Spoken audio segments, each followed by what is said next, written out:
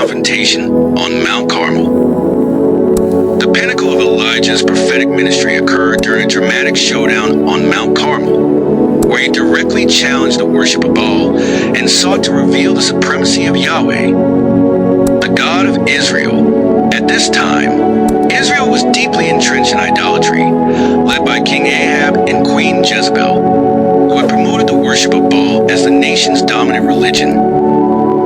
Elijah, determined to turn the hearts of the people back to God, boldly issued a challenge to Ahab and the prophets of Baal, a public contest to determine the one true God. Elijah summoned all of Israel to Mount Carmel, along with 450 prophets of Baal, to witness the event. The terms of the challenge were simple yet profound. Each side would prepare a bull for sacrifice, lay it on an altar but without setting fire to it. They would then call upon their deity to send fire from heaven to consume the offering. The God who responded with fire would be declared the true God. The contest began with the prophets of Baal taking their turn first. From morning until midday, they cried out to Baal, shouting and dancing around the altar they had made. They pleaded for Baal to send fire, but there was no response. As the hours passed, Elijah began to mock them, suggesting that Baal might be asleep, deep in thought, or away on a journey. Frustrated and desperate, the prophets of Baal resorted to extreme measures, cutting themselves with swords and spears until their blood flowed, believing this would provoke a response. Yet, despite their frantic efforts, Baal remained silent and no fire came. When it was Elijah's turn, he approached the altar with calm confidence in Yahweh.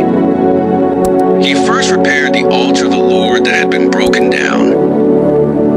Using 12 stones, representing the 12 tribes of Israel, he rebuilt the altar as a symbol of God's covenant with his people.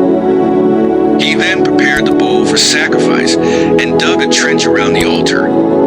To make the demonstration even more miraculous, Elijah instructed the people to pour water over the offering and the wood, not once, but 3 times, until the trench around the altar was filled with water, ensuring that no natural fire could ignite the sacrifice.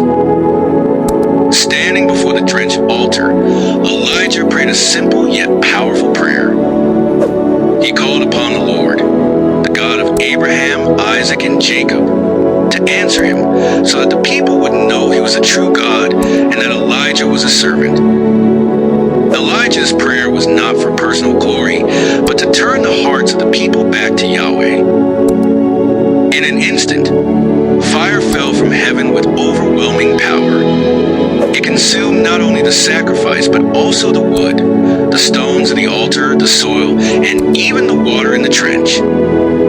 The display of divine power left no doubt about the identity of the true God. The people, witnessing this undeniable miracle, fell on their faces and cried out, "The Lord, He is God! The Lord, He is God!" Elijah seized a moment of national repentance and ordered the people to seize the prophets of Baal. They were taken to the Kishon Valley and executed, fulfilling God's judgment against their false worship. This decisive act was a turning point in Israel's history, a dramatic rejection of Baal and acknowledgement of Yahweh's supremacy. The confrontation on Mount Carmel was more than a contest between Elijah and the prophets of Baal. It was a direct challenge to the idolatry that had corrupted Israel. Through this event, God demonstrated his unmatched power and authority, proving that he alone is worthy of worship. Elijah's faith and courage in standing against overwhelming odds served as a powerful testimony to God's ability to vindicate his name and call his people back to himself.